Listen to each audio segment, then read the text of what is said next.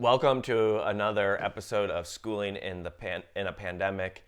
And we're just excited to share some tools and conversations that can help you as a parent as you figure out what does school look like in this season.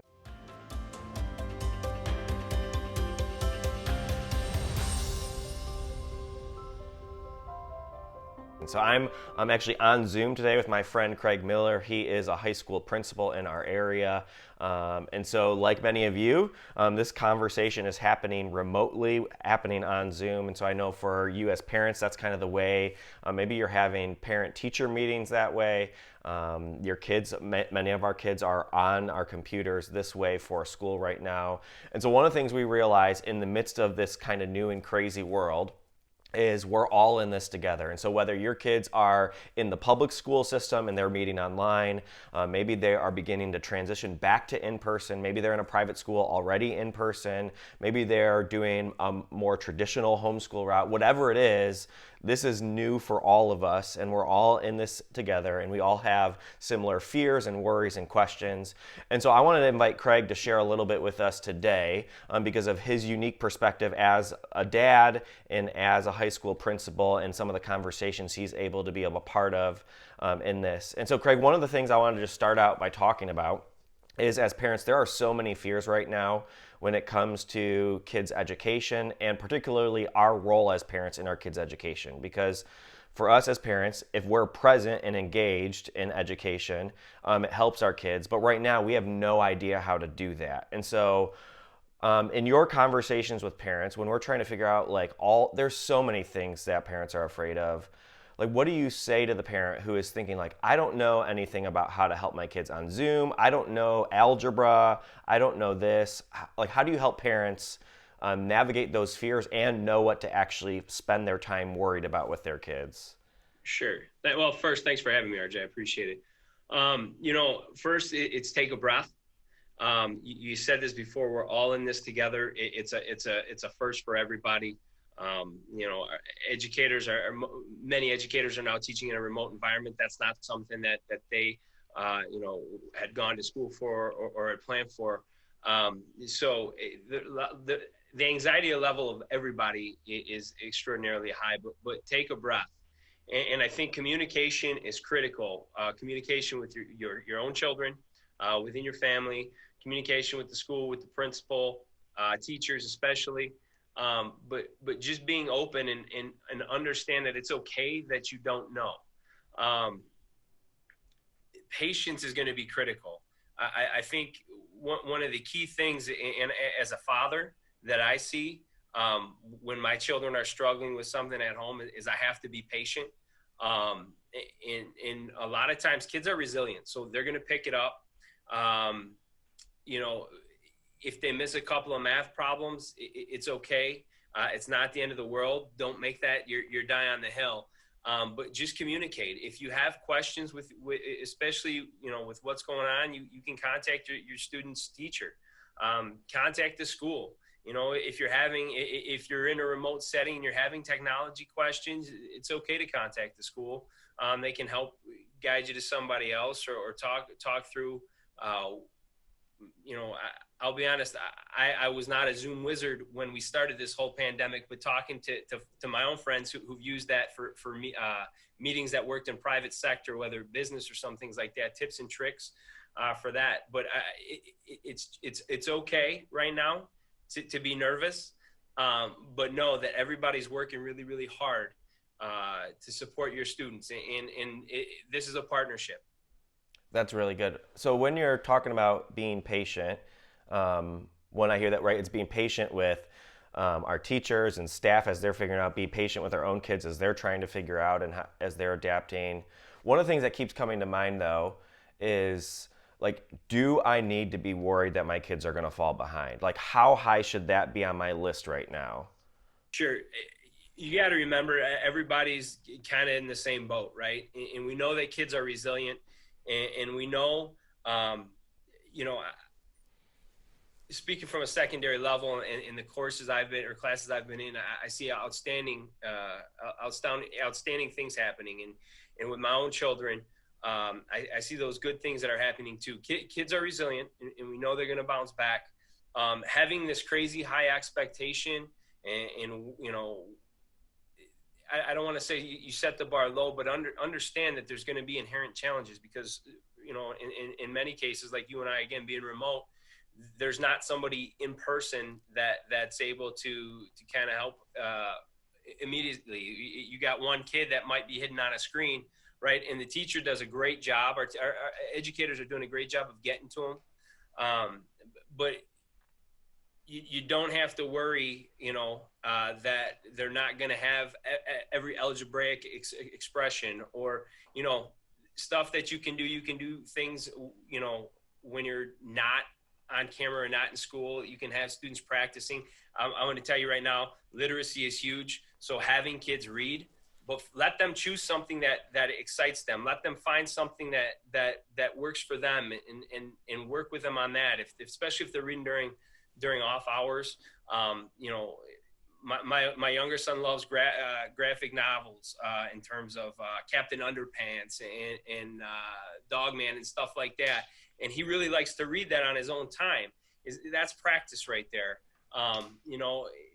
There's different things that you can do. There's different math apps and math games that you can do, but that's screen time. So make, for lower elementary, or elementary school, you can do activities that maybe it's measuring, helping while they help you cook or sorting and things like that.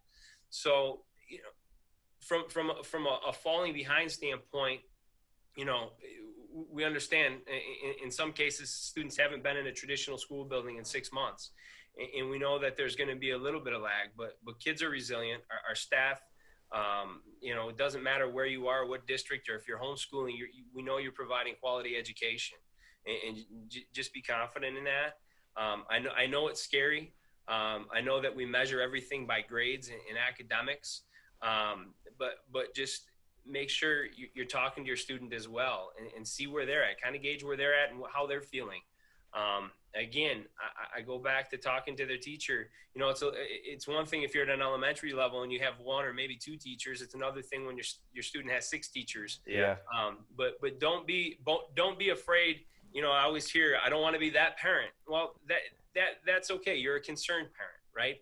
That parent doesn't mean that negativity, right? And I can't speak for anybody in our profession, but I can speak for myself.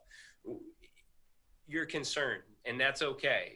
Communicating is absolutely critical for all of us to get through this. Yeah, that's super helpful. So when we think about like school, one of the things I've noticed, just as you watch, pay attention to parents engaging like on Facebook particularly, right? There tends to always be, it's just kind of the way that our world is right now, a lot of division and polarization, all those kind of things. And so a lot of parents just really, really want their kids to be back in the schools with their teachers. And sometimes it can almost feel like it's this divide. Like, all right, parents, we need to get in here, but we're fighting against the school systems and the teachers and the rules and all these things. Is there anything that you wish parents knew that the teachers were having conversations about, and then vice versa, because you're also a parent, that you wish teachers knew that parents wanted right now? Yeah. I think everybody's hypersensitive to the fact that, in many cases, especially in remote settings, that we love to see our students, right? We would love to be in person. And I think,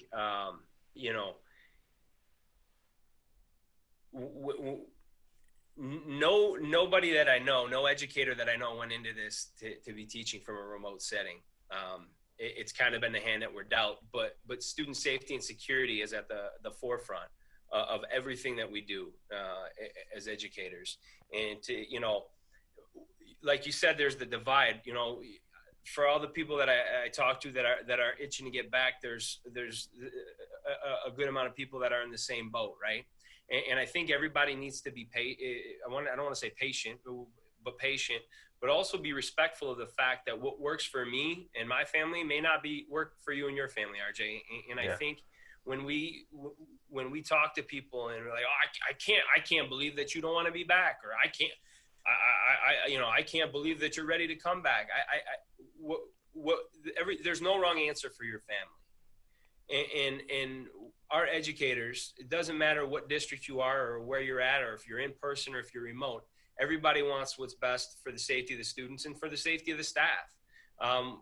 We're living through a pandemic right now.